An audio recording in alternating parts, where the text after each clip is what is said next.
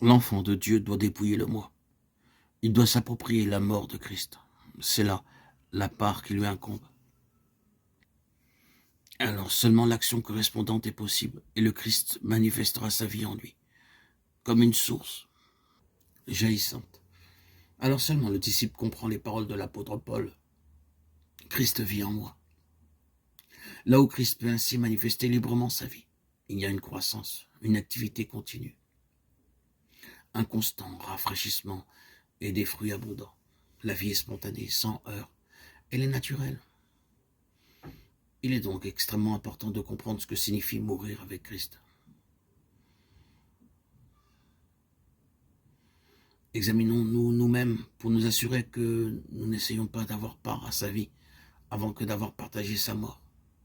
Nos fautes dans le passé, notre manque de vigueur spirituelle dans le présent, ne viendrait-il pas de ce que nous n'avons pas su discerner la croix comme puissance de sanctification?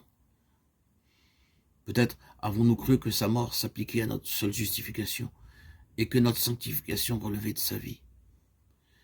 Bien des chrétiens s'imaginent qu'ayant déjà expérimenté la puissance d'expiation et de justification qui réside en la croix, ils ont maintenant laissé celle-ci à l'arrière-plan pour vivre de la vie de résurrection en Christ. Il arrive que lorsque l'enfant de Dieu saisit son identification avec Christ sur la croix, dans la mort au péché, il entre instantanément dans une glorieuse libération de tout esclavage. Il se trouve séparé du passé, affranchi du mal et de sa puissance. Mais même cette expérience décisive doit être prolongée par une action progressive, continue. Une action en profondeur, une union, une assimilation toujours plus parfaite du cœur et de la pensée avec le crucifié. Dans la mesure où la communion avec le Christ mourant gagne en profondeur, la vie augmente et se manifeste davantage. Le ressuscité manifeste sa puissance et inonde l'âme de sa plénitude. La vie du chrétien, la vie véritable, c'est-à-dire la vie de Christ en son racheté, ne peut s'élever que de la mort.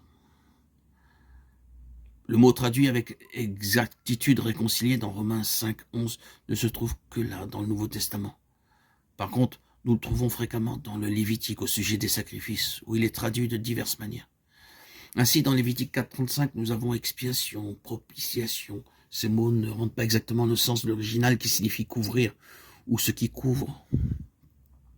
Ils ont été créés par les théologiens et sont employés pour exprimer la valeur totale du sacrifice de Christ, au double point de vue substitutif et rédempteur.